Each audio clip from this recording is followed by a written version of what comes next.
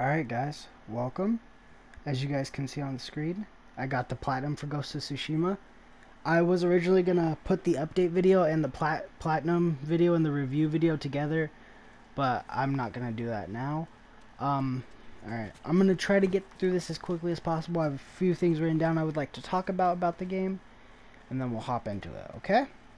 Alright, so first off, I'm gonna start with the review of the game, and then I'll head to Road to Platinum, which isn't that long. Okay? Alright, so starting off with my overall review of the game, I'm going to be talking about exploration first, side content, which leads to duels, side missions, things like that. Overall, I gotta say the exploration was great. The side content was super fun to do. There was it got tedious at times to do some of the side content, but like side missions, mythic tales, things like that were all really fun to do. But as you guys can see in the background, like these temples were super tedious to do. I overall got very annoyed at them very fast. But it was enough to keep me engaged with the game the whole time and things like that. It was overall pretty fun. Okay, now combat, which is also going to be weapons and techniques. The combat felt like it was more of it felt like you needed to actually learn it, but once you learned it, it was easy. You know what I mean? Hard to learn, easy to like master, pretty much. You know what I mean? It'll take you a minute to pretty much learn how to play the game, but once you do, you're just a master at it. So overall, I think the combat's great. Weapons, so you basically had three main weapons, which was your katana, well, four technically. Your katana, your assassin, like your little blade. You had the half bow and the longbow. Overall, I would say the longbow and the katana were my most used weapons in the entire game. Mainly because the half bow has explosive arrows, things like that, and the katana is just your main melee weapon. And techniques are the skill points in the game. There's a bunch of them. I truly think that they did a really good job with the techniques and things like that. And I just overall think the entire weapon technique system, upgrading system is great. So the way the upgrade system works, if you guys haven't seen the playthrough, is pretty much find materials throughout the worlds and find supplies, which supplies are pretty much your overall currency in the game, on top of actually collecting crafting materials and things like that to make things. It felt super nice to do. It was a bit grindy towards the end when I had to do a few trophies for the platinum, but overall it was a beautiful crafting system in my opinion. Honestly, one of the best crafting systems I've seen in the game in a little while. Overall graphics, which I'm also going to talk about photo mode with this. The graphics for the game are insane. They're incredible. They're beautiful. I know it won't show it too good on camera, strictly because I am filming at 720p, but even then, you guys can see just how great this game looks overall. There's a few moments where it looks a bit iffy, but I think it's because my eyes weren't like used to having so many particles on the screen at one time and things like that. So I think my my brain had to get used to it, because all those issues I had with it, like looking funny, was at the beginning of the game.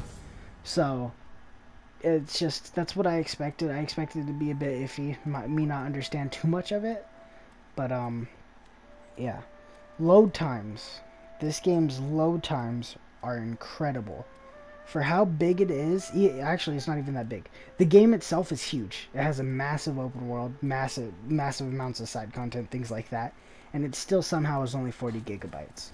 That blew my mind. It was incredible, and I loved every second of it. Story, which I'm also going to talk a little bit about side missions and mythic tales here. So the story of the game. Overall, how did I feel about the story of the game? I thought the story of the game was incredible.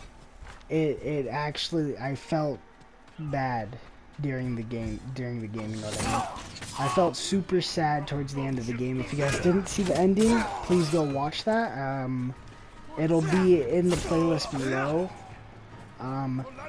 But yeah, this entire game story was incredible. I loved every second of it. There was a few things where I was kind of annoyed about because of the way I was playing.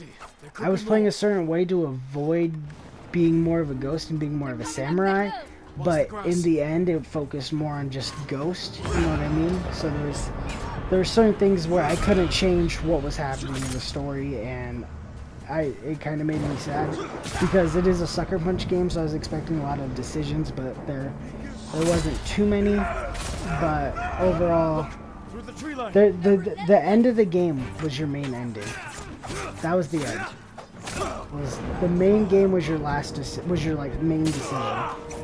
But overall, great story. Side content. The side stories, the side missions in this game were beautiful. Each mission actually had me wanting to play it, you know what I mean? Each side mission had something unique to it, had a unique story, things like that.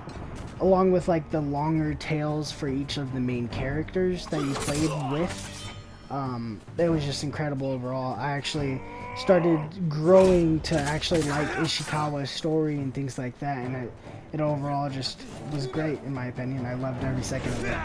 You're actually seeing gameplay of a side mission right now with Lady Masako finding her family's killers, which is something that was super fun to play. Mythic Tales were great. They're a cool way to get extra rewards and things like that. Alright, now the actual road to platinum. So for this segment, I'm just going to pretty much talk about the amount of time and the difficulty overall for the trophy. Also, my review. I would give this game like a 9 out of 10. There's very few things that I did not like about it. You guys have seen me fail Bamboo a few times. But road to plat, the amount of time it took me, I checked because of the recent update. It took me 54 hours and 47 minutes to get the platinum for this game. Is it a longer platinum? Yes. Was it fun though? Definitely. This was one of my favorite platinums to get. I have 9 by the time you guys are seeing this, because I only have 2 more trophies to get on 2 different games. But and then difficulty of the platinum, I would say like out of 10 being the hardest, 1 being the easiest, it was like a 2. The only, like, my biggest issue, which is something I also want to talk about, was just the overall time it took to get the trophy itself. Just the overall time it took to complete all the side content, because it was just so numerous. At times it got tedious doing the open world stuff, but the side missions I loved every second of. But overall, easy plat if you guys want to go for it yourselves at home. Great story. If you guys have not played the game at all yet, I recommend it highly. I know this is like a few months late, but I recommend it highly. It's an insane game. I mean, great platinum to get. I'm actually very happy I got it, even though it's actually not that rare of a platinum. It has about 14% of the player base getting it. But that is it, guys. So I give the platinum 1 out of 10, or 2 out of 10. So pretty much being pretty easy. I give the game 9 out of 10 for overall rating.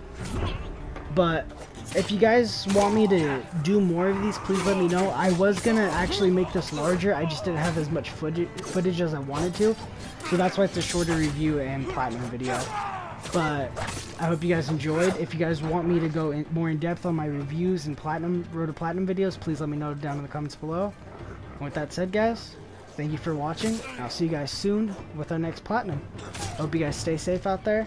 And please let me know too if you guys want a review for just games we're playing on the channel. But that said,